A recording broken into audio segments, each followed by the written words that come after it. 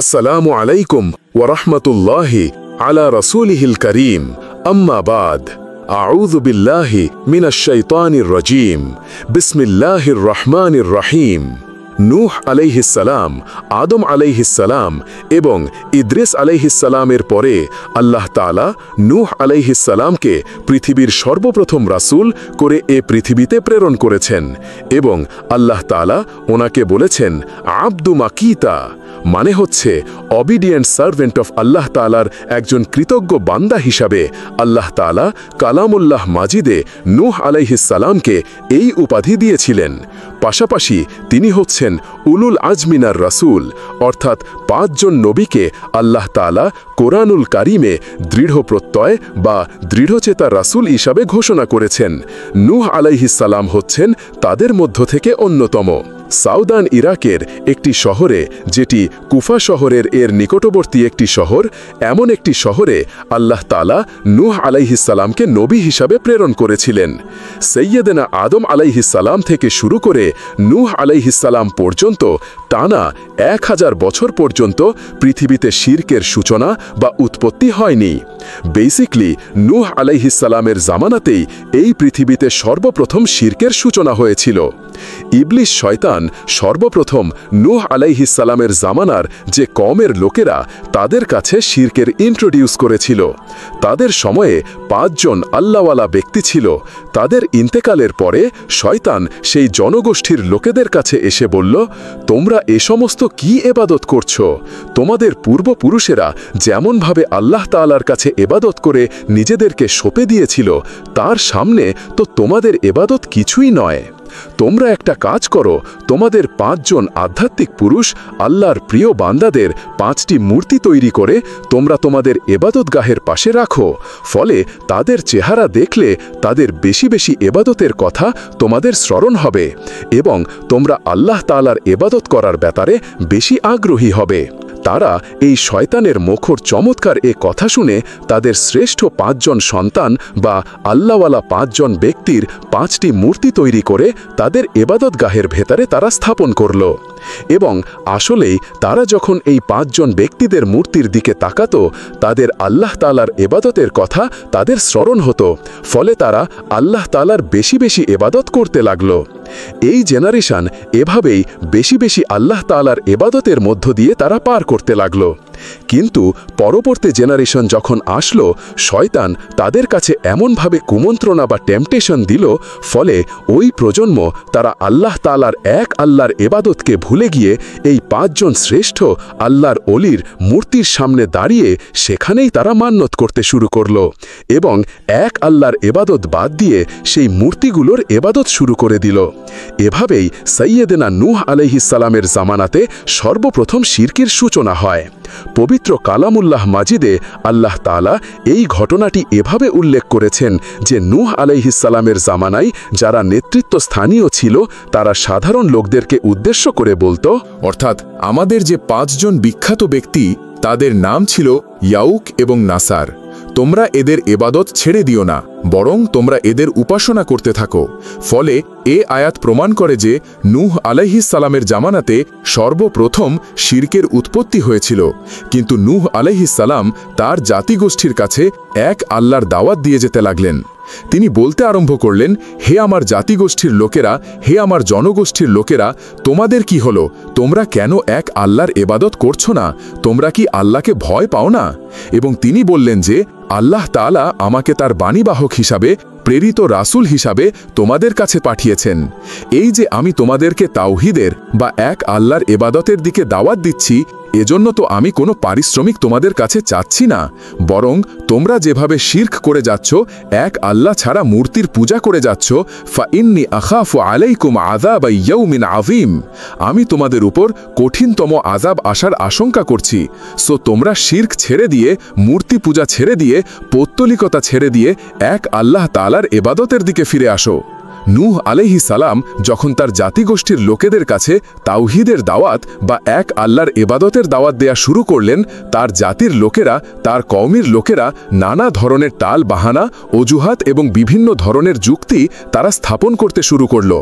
তাদের প্রথম যুক্তি ছিল যে, হে, কেন আমরা তোমার দাওয়াতে সাড়া দেব?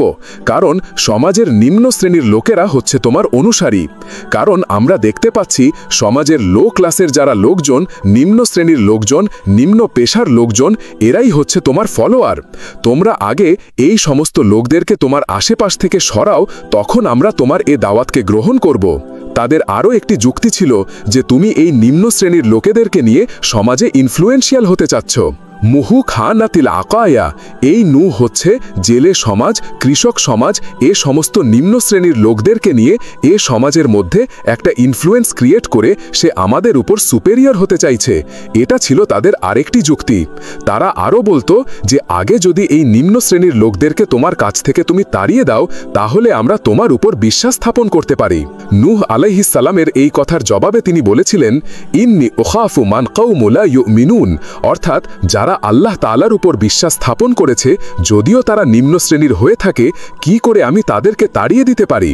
তাদের আরও একটি যুক্তি ছিল যে তুমি আমাদের মতো মানুষ, দেখতে তো তুমি আমাদের মতো, তুমি খাচ্ছ, যাচ্ছ, ঘুমাচ্ছ, ঘুরে বেড়াচ্ছ, বাজারে যাচ্ছ, ক্রয় বিক্রয় করছো, আমাদের মতো মানুষ হয়ে তুমি কেমন করে রাসূল হতে পারো? তুমি যে রাসূল, কি করে আমরা বিশ্বাস করব? কেন আকাশ থেকে ফেরেশতারা এসে বলে দিয়ে যায় না যে তুমি রাসূল? তাহলে তো আমরা ফেরেশতাদেরকে দেখলে আমরা আস্থা পেতে পারি এবং নিশ্চিত হতে পারি যে আসলেই তুমি আল্লাহর পাঠানো রাসূল। এবং তারা পাশাপাশি আরও বলতো যে আমাদের পূর্বপুরুষরা তো এই সমস্ত মূর্তিরই পূজা করেছে, তো তাহলে কি তুমি বলতে চাইছো এরা ভ্রান্ত ছিল? সর্বশেষে তারা বলতে আরম্ভ করল যে নূহ, তুমি হচ্ছ মিথ্যাবাদী, পাগল এবং ভ্রান্ত, আমরা আমাদের অবস্থানে অটল থাকব। এভাবে সাইয়েদেনা নূহ আলাইহিস সালামের তাওহীদের যে দাওয়াত তিনি তার সমাজে ছড়িয়ে দিচ্ছিলেন, তারা ডিরেক্টলি এই একত্ববাদের দাওয়াতকে তারা প্রত্যাখ্যান করল, রিজেক্ট করল। কিন্তু নূহ আলাইহিস সালাম তিনি হাল ছাড়েননি। তিনি টানা 950 বছর তার জাতিগোষ্ঠীর লোকেদের কাছে তিনি এক আল্লাহর দাওয়াত দিয়ে যেতে লাগলেন। কালামুল্লাহ মাজিদ আমাদেরকে জানাচ্ছে, ইন্নী দাউতু কওমি লাইলান ওয়া নাহারা, তিনি 1 বছর, 2 বছর, 20 বছর নয়, টানা 950 বছর তিনি লাগাতার কন্টিনিউয়াসলি তার কওমের লোকেদের কাছে তিনি এই তাওহীদের দাওয়াত দিয়ে যেতে লাগলেন।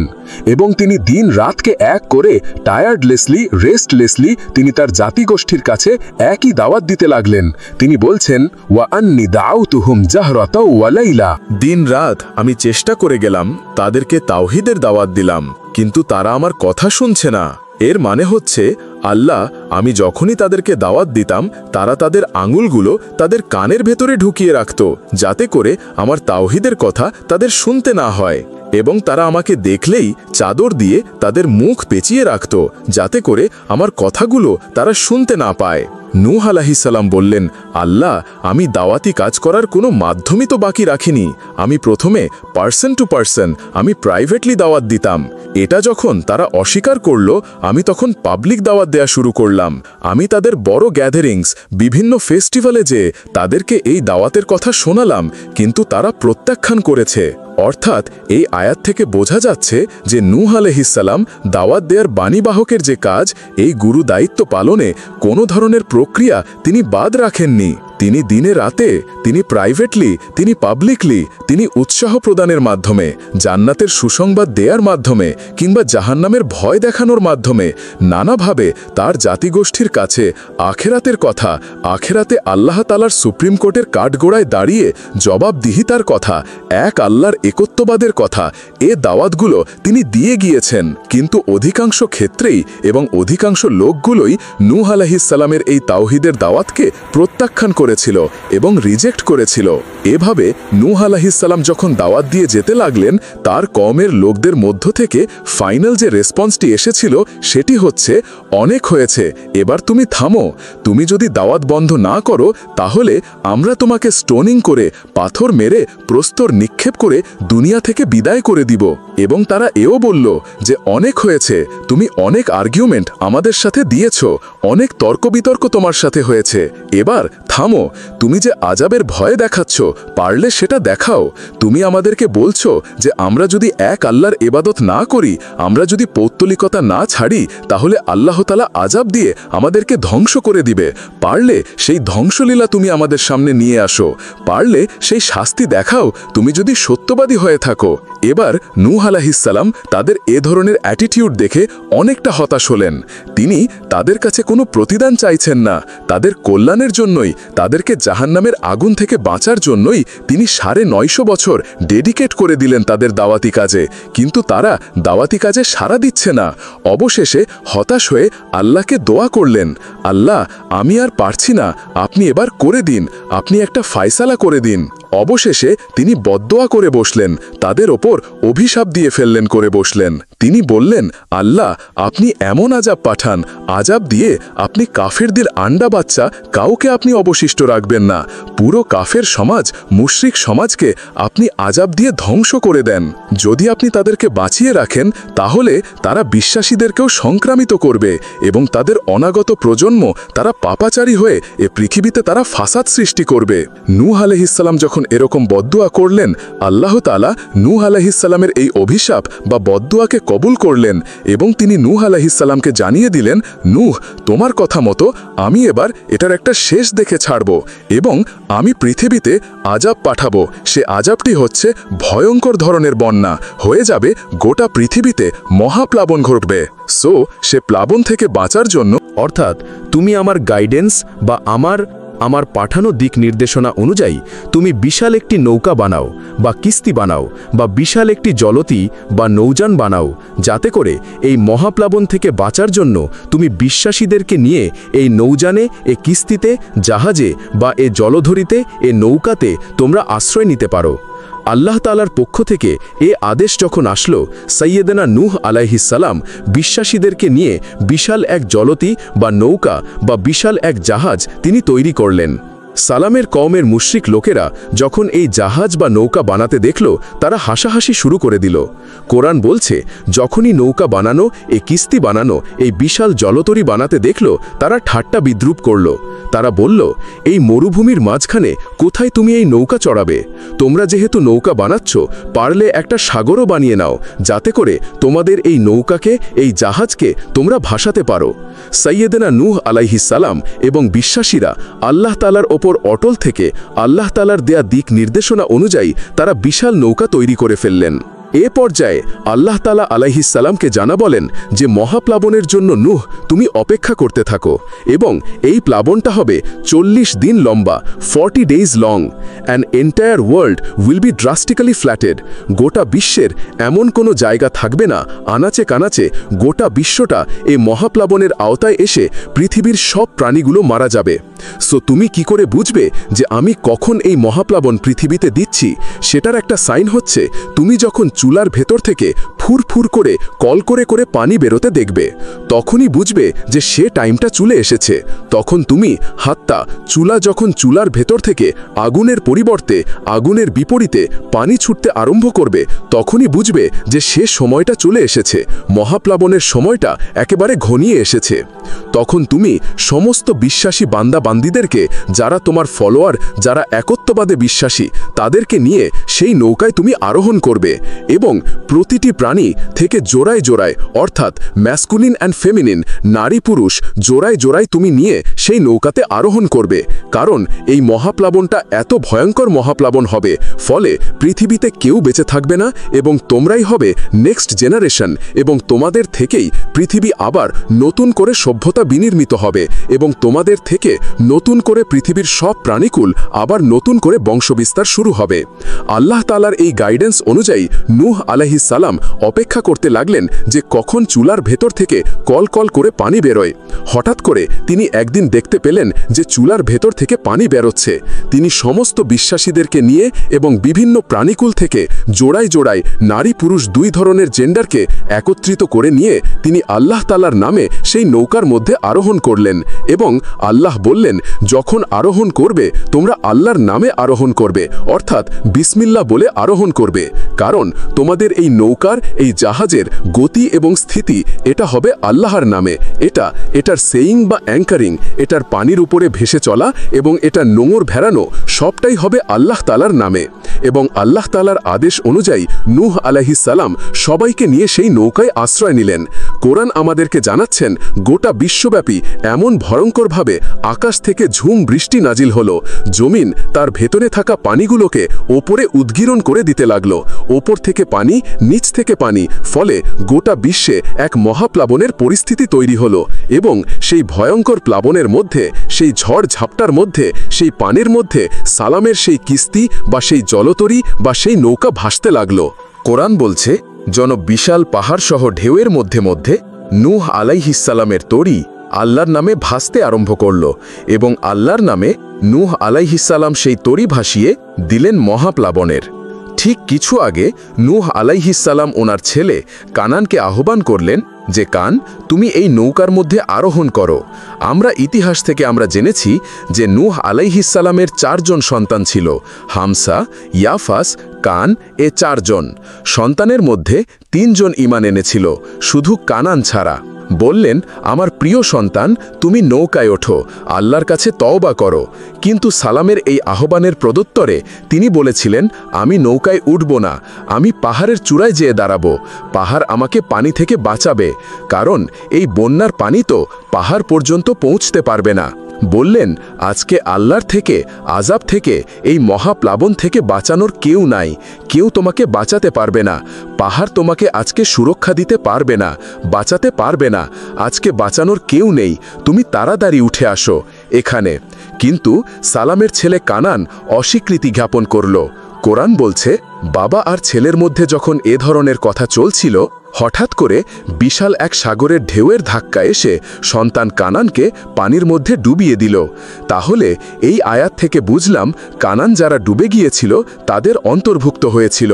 এবং মজার ব্যাপার হচ্ছে, নূহ আলাইহিস সালামের স্ত্রীও এই মহাপ্লাবন থেকে বাঁচতে পারেনি। সেও ঈমান না আনার কারণে যারা ধ্বংস হয়েছিল, যাদের শরীর সমাধি হয়েছিল মহাপ্লাবনের পানির মধ্যে, নূহ আলাইহিস সালামের স্ত্রীও সেখানে নিহত হয়েছেন। এখন একটি প্রশ্ন এসে দাঁড়ায়, সেটি হচ্ছে যে এটা কি একটা গ্লোবাল ডিজাস্টার ছিল কি না? এটা কি ইরাকের সেই সাউদার্ন পার্টেই শুধু এই বন্যাটা হয়েছিল, না গোটা বিশ্বব্যাপী হয়েছিল? এ নিয়ে ঐতিহাসিকদের মধ্যে অনেক ধরনের মতামত পাওয়া যায়। তবে একটা বড় সংখ্যক ঐতিহাসিক তারা বলেছেন যে ইট ওয়াজ এ গ্লোবাল ডিজাস্টার। এই ফ্লাড, এই বন্যাটা ছিল গোটা বিশ্বব্যাপী। কারণ আল্লাহ তাআলা কোরআনে বলেছেন, নূহ আলাইহিস সালামের বদদুয়ার কথা বলেছেন। সালাম বলেছেন যে, আল্লাহ, এই জমিনে একজন কাফেরকেও আপনি বাঁচিয়ে রাখবেন না। এই আর্থ শব্দটা প্রমাণ করে তিনি গোটা বিশ্বের দিকে ইঙ্গিত করেছেন। এবং আল্লাহ যখন জমিনকে ইঙ্গিত করেছেন, ইয়া আরদু আউদালি, হে পানি, তুমি নিচের দিকে চলে যাও। ফলে এই আর্থ দ্বারা বোঝা যাচ্ছে যে শুধু ইরাকের সেই সাউদার্ন ইরাকের কুফা শহরের পাশেই এই বন্যাটা লিমিটেড বা সীমিত ছিল না, বরং এই ডিজাস্টারটা ছিল একটা গ্লোবাল ডিজাস্টার। গোটা বিশ্বব্যাপী মহাপ্লাবনের পানিতে গোটা বিশ্বের সব সৈলাভ হয়ে গিয়েছিল। 40 দিন এই বন্যাটা কন্টিনিউ করেছে এবং 40 দিনের এই সময়ে মহাপ্লাবনে যত কাফের মুশরিক এবং নূহ আলাইহিস সালামের সময়কালের যত মুশরিক এবং অবাধ্য লোকেরা ছিল, সবাইকে আল্লাহ তাআলা এই বন্যার মাধ্যমে ধ্বংস করেছেন। 40 দিন পর আল্লাহ তাআলা আদেশ করলেন, অর্থাৎ, হে আকাশ, তুমি বৃষ্টি বর্ষণ করা এবার স্টপ করো, এবার বন্ধ করো। এবং জমিনকে বললেন, জমিন, তুমি যে মাটির ভেতর থেকে পানি বের করছিলে, এই পানি বের করা বন্ধ করো, তুমি ভূপৃষ্ঠের উপরে থাকা পানিগুলোকে গিলে ফেলো। ফলে আল্লাহ তাআলার আদেশের সাথে সাথে পানি বর্ষণ এবং পানি জমিনের ভেতর থেকে বের হওয়া এটা বন্ধ হলো। ওয়ালাকাত তাম্মাল জুদি আলাল জুদি, নূহ আলাইহিস সালামের এই বিশাল জলতরী বা কিস্তি বা নৌকা জুদি পাহাড়ে যেয়ে থামল। জুদি পাহাড়ে এই তরীর নোঙ্গর ভিগল। এখন জুদি পাহাড়টা কোথায়? কিছু কিছু ঐতিহাসিকরা বলেছেন যে ইরাকের মসেল শহরে একটি বিশাল মাউন্টেন রেঞ্জ রয়েছে। সেই পাহাড়ের একটা অংশের নাম হচ্ছে জুদি পাহাড়। কোনো ঐতিহাসিকগণ বলেছেন এই জুদি পাহাড়টি আর্মেনিয়াতে অবস্থিত। অনেক ঐতিহাসিকগণ মত প্রকাশ করেছেন যে এটি ইরাকেও নয়, এটি আর্মেনিয়াতেও নয়, বরং এটি তুরস্কের একটি পাহাড়। এবং তারা বিশাল বড় একটি নৌকার খণ্ড দিয়ে ঐতিহাসিকভাবে অনেকেই প্রমাণ করতে চেয়েছেন যে নূহ আলাইহিস সালামের সেই কিস্তির কিছু অংশ আজও সেই পাহাড়ের মধ্যে রয়ে গিয়েছে। সেই জুদি পাহাড়ে যখন এই নৌকাটি ভিড়ল, আল্লাহ তাআলা তখন সালামকে আদেশ করলেন, তুমি এবার শান্তির সাথে সেফলি সাউন্ডলি তুমি এবার সেই জুদি পাহাড়ে তোমরা নামো। তোমাদের ওপর আমার পক্ষ থেকে বারাকা ব্লেসিং থাকবে এবং তোমার সাথে যারাই আছে সবার জন্য আমার পক্ষ থেকে ব্লেসিং থাকবে এবং বিশাল মহাপ্লাবন থেকে যে আমি তোমাদেরকে বাঁচিয়ে দিয়েছি তোমরা সবাই পড়ো আলহামদুলিল্লাহ। কোরআন বলছে তারা সবাই আল্লাহর প্রশংসা করে সেখান থেকে নেমে আসলো এবং নূহ আলাইহিস সালামকে আল্লাহ তাআলা শিখিয়ে দিলেন, যার অর্থ হলো, হে আল্লাহ, আপনি এমন জায়গায় আমাদেরকে অবতরণ করুন যে জায়গাটা আমাদের জন্য কল্যাণকর, কারণ আপনি তো উত্তম অবতরণকারী। ফলে নূহ আলাইহিস সালামের সাথে যারা ছিল বিশ্বাসীরা, তারা এবং তার সাথে প্রাণী, এর মধ্য থেকে যারা ছিল সবাইকে নিয়ে নূহ আলাইহিস সালাম এই জমিনে বন্যা পরবর্তী মহাপ্লাবন পরবর্তী সময়ে তিনি সবাইকে নিয়ে এই জমিনের মধ্যে আবার নেমে আসলেন। ফলে ঠিক ওই সময় যাতে পৃথিবীতে আর কোনো কাফের, কোনো মুশরিক, কোনো পৌত্তলিক ছিল না, বরং তখন এটা ছিল it was very fresh and pure monotheist generation, একত্ববাদী একটা প্রজন্ম। ফলে এখানে ঠিক ওই সময়টাতে পৃথিবীতে আর কোনো কাফের মুশরিক আর ছিল না। আমরা আমাদের আলোচনা শুরুর দিকে বলেছিলাম যে নূহ আলাইহিস সালামের 4 জন ছেলে ছিল, হাম, সাম, ইয়াফিস এবং কানান, এবং ঐতিহাসিকভাবে এটা ঐতিহাসিক বিভিন্ন ধর্মগ্রন্থ থেকেও এটা প্রমাণিত যে এই 4 ছেলের মধ্য থেকে একজন ছেলে ছিল কানান, যে মহাপ্লাবনে মৃত্যুবরণ করেছে, এবং হাম, সাম এবং ইয়াফিস তাদের মধ্য থেকেই মূলত গোটা বিশ্বে নতুন করে মানব সভ্যতার আবার সূচনা হয়েছে। এর ছেলে হাম, তিনি আফ্রিকাতে তার পরিবার নিয়ে বসবাস শুরু করেন, এবং ওনার ছেলে সাম, যেখান থেকে সেমাইটিক শব্দটি আমরা বলে থাকি, ওনার ছেলে সাম তার আত্মীয় স্বজন এবং তার বংশদেরকে নিয়ে ধীরে ধীরে মধ্যপ্রাচ্য বা দূরপ্রাচ্যের এই এরিয়াতে পরবর্তীতে তারা বসবাস শুরু করেন, এবং ওনার ছেলে ইয়াফিস বর্তমান যে চীন বা তার আশেপাশের যে এরিয়াগুলো আছে সেখানে বসবাস শুরু করেন, এবং সেখান থেকেই মানব ইতিহাস আবার নতুন করে তার পথ চলা শুরু করল, এবং গোটা বিশ্বে বাচ্চা রিজালান খাসিরাসা অনেক নারী পুরো গোটা বিশ্বে সেখান থেকে আবার ছড়িয়ে পড়তে আরম্ভ করল। এভাবেই নূহ আলাইহিস সালাম একাত্মবাদের দাওয়াত দিয়ে নিরলস প্রচেষ্টা করে ওনার জীবনকে তিনি অতিবাহিত করেছেন। সাইয়েদেনা নূহ আলাইহিস সালাম ওনার ইন্তেকালের পরে ওনাকে কোথায় কবর দেয়া হয়েছে এ নিয়ে 2টি মত পাওয়া যায়। প্রথম মত অনুযায়ী ওনাকে মক্কাতে কবরস্থ করা হয়েছে, আরেকটি মত অনুযায়ী লেবাননের কার্ভ নামে একটি এরিয়াতে জাবালে দীর, সেই দীর মাউন্টেনের পাশে সাইয়েদেনা নূহ আলাইহিস সালামকে কবরস্থ করা হয়েছে। সম্মানিত সুফি, এই ছিল নূহ আলাইহিস সালামের সংক্ষিপ্ত বর্ণাঢ্য এবং সংগ্রামী জীবন। এ পর্যায়ে আমরা নূহ আলাইহিস সালামের এই স্টোরি থেকে, জীবনী থেকে কি ধরনের লেসন, লাইফ লেসন বা শিক্ষা আমরা পেতে পারি যেটা আমরা আমাদের সমাজের সাথে রেলেভেন্ট করতে পারি, আমরা সে বিষয়ে সামান্য কিছু আলোচনা করব। আমরা যারা দাওয়া কাজের সাথে ইনভলভ তাদের জন্য নূহ আলাইহিস সালামের জীবনীতে আসলে নূহ আলাইহিস সালামের দাওয়া ক্যারিয়ার থেকে নেবার মতো, শেখার মতো অনেক কিছু রয়েছে। তার মধ্যে থেকে অন্যতম হচ্ছে যে ডাইভার্সিটি অফ দাওয়া অ্যাপ্রোচ। আমরা জানি যে আমরা যারা আল্লাহ তাআলার এই কথাগুলো, কোরআন সুন্নাহর এই মেসেজগুলো পৌঁছে দিচ্ছি, আমরাও কাইন্ড বাণীবাহকের কাজ কিন্তু করছি। যেহেতু নবীরা নেই, তাদের অনুসৃত পথকে আমরা ধারণ করে তাদের কথাগুলো আমরা পৌঁছে দিচ্ছি। সো আমাদের দাওয়া অ্যাপ্রোচের মধ্যে ডাইভার্সিটি থাকতে হবে। আমরা যেমন ওরালি দাওয়া কাজ করি, নবীরা ওরালি দাওয়া কাজ করতেন, মৌখিকভাবে মানুষকে দাওয়া দিতেন। এই ওরালি দাওয়ার পাশাপাশি আমরা রিটেন দাওয়ার কাজ করতে পারি, আমরা প্র্যাকটিক্যাল দাওয়া কাজ করতে পারি। অর্থাৎ প্র্যাকটিক্যাল দাওয়াটা হচ্ছে লাইভ দাওয়া। আমার কথা দেখে, আমার আচরণ দেখে, আমার ডিলিংস দেখে মানুষ ইসলামের সৌন্দর্যের প্রতি আকৃষ্ট হবে, এবং এটা খুবই ফলপ্রসূ একটা দাওয়া সিস্টেম। সো আমরা যদি নূহ আলাইহিস সালামের জীবনের দিকে তাকাই, তাহলে দেখব উনি অনেকভাবে এই দাওয়া কাজ করেছেন। উনি প্রথম পার্সন টু পার্সন টার্গেট করে তাকে একা একা বোঝাতেন। এটা যখন কাজ না করত, প্রাইভেট দাওয়া থেকে উনি পরে সুইচ করলেন পাবলিক দাওয়াতে। কোরআন আমাদেরকে জানিয়েছে যে তার কওমের বিভিন্ন ফেস্টিভ্যালগুলোতে, সেখানকার বিভিন্ন পাবলিক গ্যাদারিংসগুলোতে, সেখানকার বিভিন্ন ক্লাবগুলোতে তিনি যে এক আল্লাহর দাওয়া তিনি সেখানে পেশ করেছেন। পাশাপাশি নূহ আলাইহিস সালাম তার সময়ের সম্ভ্রান্ত ব্যক্তিবর্গ যারা, তাদেরকে স্পেশালি তিনি দাওয়া কাজের আওতায় নিয়ে এসেছেন। এলিট সোসাইটি যারা, আমরা যদি আল্লাহর রাসূলের দাওয়া অ্যাক্টিভিটির দিকে তাকাই, তাহলে দেখব যে উনিও কিন্তু সানাদিদে কুরাইশের যারা লিডার শ্রেণী ছিল, গণ্যমান্য ব্যক্তিবর্গ ছিল, তাদেরকে তিনি স্পেশালি দাওয়া কাজ করতেন তাদের সাথে। কারণ আমরা জানি যে একটা সমাজের লিডার যদি ইসলামের পথে আসে, ফলে তার যে লক্ষ লক্ষ ফলোয়ার থাকবে, তারাও তার দ্বারা ইনফ্লুয়েন্সড হয়ে তারাও ইসলামের পথে চলে আসবে। এবং আল্লাহর রাসূল সাল্লাল্লাহু আলাইহি ওয়াসাল্লামের জীবনীতে আমরা দেখেছি যে কোনো গোষ্ঠীর বা কোনো কওমের বা কোনো ট্রাইবের গোত্রপ্রধান যখন কালিমা পড়ে মুসলমান হয়েছে, তার দেখাদেখি গোত্রের সবাই, সকল নারী পুরুষ তারও মুসলমান হয়ে গেছে।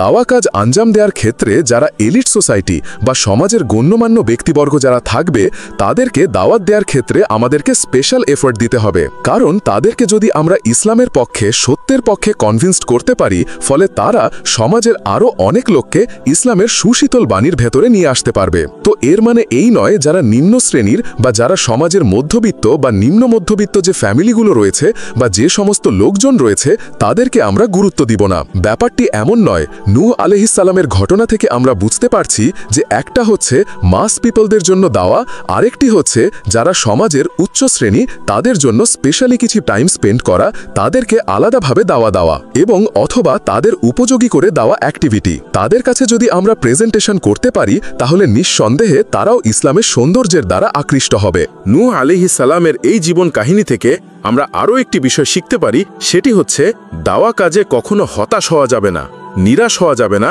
এবং হাল ছাড়া যাবে না, বরং ভরসা রাখতে হবে আল্লাহর উপর। কারণ আমরা কয় বছর দাওয়া কাজ করে যাচ্ছি, আমরা কতটুকু দিয়েছি, আমরা কতটুকু টাইম স্পেন্ড করেছি, আমরা কতটুকু স্যাক্রিফাইস করেছি।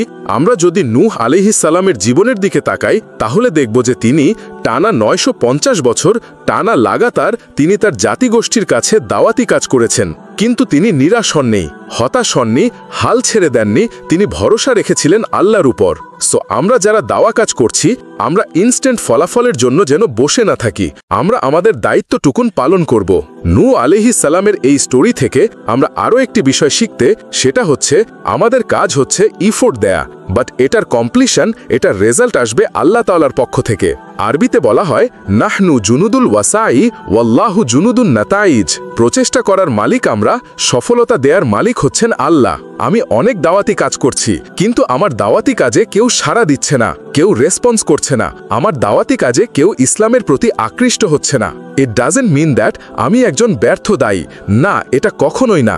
বরং আমি সিনসিয়ারিটির সাথে আমার সর্বোচ্চ প্রচেষ্টাটুকুন আমি করছি কিনা, সেটাই হচ্ছে দেখার বিষয়।